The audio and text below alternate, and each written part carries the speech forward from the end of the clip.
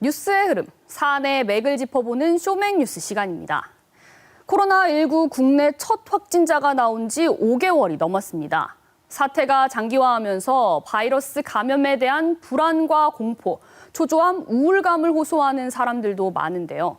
이런 증상을 두고 나온 코로나 블루라는 이런 신조어 많이 들어보셨을 겁니다. 코로나19와 우울감을 뜻하는 블루가 합쳐진 단어로 코로나로 인한 일상에 큰 변화로 생긴 불안감이나 무기력증을 말합니다. 2차 대유행 우려도 계속되고 있고 수도권 등에서 재확산이 잇따르면서 코로나 블루 역시 누적되고 있죠. 또 제주도에서 최근 공황장애를 앓던 자가격리자가 극단적인 선택을 하는 등 바이러스 차단 방역뿐만 아니라 여느 때보다 심리 방역이 중요한 상황인데요. 코로나 사태 초반에는 감염에 대한 우려, 사회적 거리두기로 인한 답답함 등을 호소하는 경우가 많았다면요. 사태가 장기화하면서 실업과 휴폐업 등의 경제적 고통과 방역 정책 혼선 등에 대한 분노 같은 감정도 더해지고 있습니다. 이렇다 보니 경제적뿐만 아니라 심리적으로도 취약계층은 그 타격이 더 클 수밖에 없습니다. 무지하게 더워갖고 집에 있지는 뭐하고 갈 곳도 없고 영화관이나 백화점 같은 데 가갖고 잠깐 있다가 나와갖고 눈치 보이니까. 본격적인 폭염이 시작됐지만 코로나19 확산 방지를 위해 무더위 쉼터까지 문을 닫았습니다. 또 각종 축제가 취소되고 대면 복지 서비스도 줄어들면서 취약계층의 사회적 고립감은 심한데요. 게다가 코로나19 확진자가 전국에서 가장 많이 나온 대구 경북민들의 스트레스는 다른 지역과 비교해 훨씬 심각한 수준입니다. 대구 경북 연구원이 분석한 자료를 보면 2월 초 1차 조사와 대구 경북에서 확진자가 급증한 2월 말 2차 조사 간 차이가 뚜렷한데요. 코로나19 때문에 정서와 감정 상태가 얼마나 달라졌냐 이런 질문에 1차에서 전국 평균 41.2%, 2차에서는 50.8%가 달라졌다고 했지만 대구 경북은 44%에서 60.9%로 크게 늘었고요. 또 구체적으로 어떤 감정을 가장 크게 느꼈냐 이런 질문에 전국에서는 불안을, 지역민들은 분노를 가장 많이 꼽았습니다.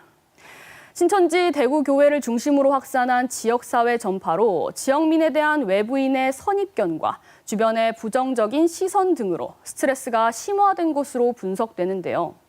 최근 조사도 마찬가지입니다. 한국 트라우마 스트레스 학회 지난달 조사에서도 걱정과 두려움, 불안, 우울 이 세 분야 모두 대구의 수치가 전국에서 가장 높았습니다.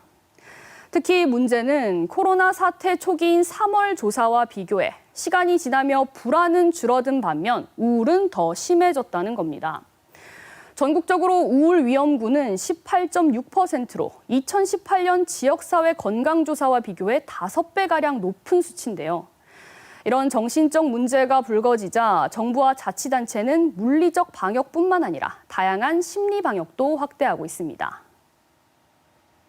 코로나19로 인한 스트레스와 불안 등 심리적 어려움이 있을 때 혼자 참지 마시고 가까운 보건소, 정신건강복지센터 심리상담 핫라인 등을 적극 활용해 주시기를.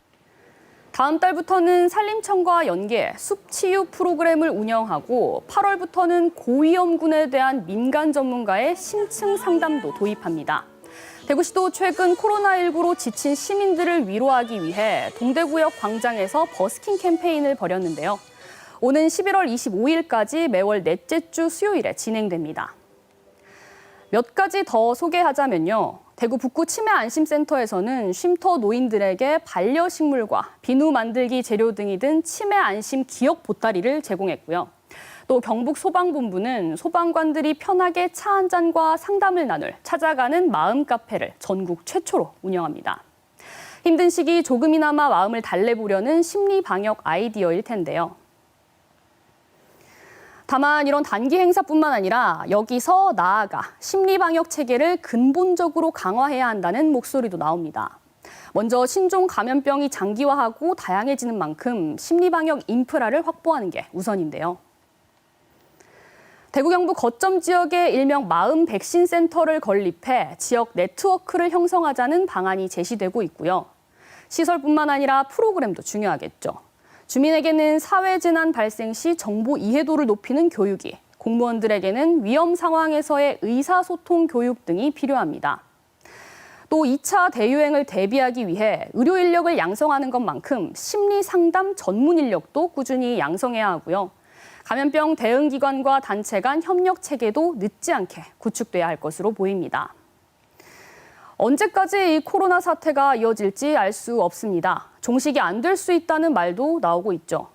신종 감염병의 급속한 확산을 막아낸 대구 경북에게 지금은 감염 차단 같은 물리적 방역뿐만 아니라 장기적인 심리 방역 체계를 갖추고 다양한 마음 백신 아이디어를 개발해야 할 시점입니다. 지금까지 쇼맥뉴스 우아영입니다.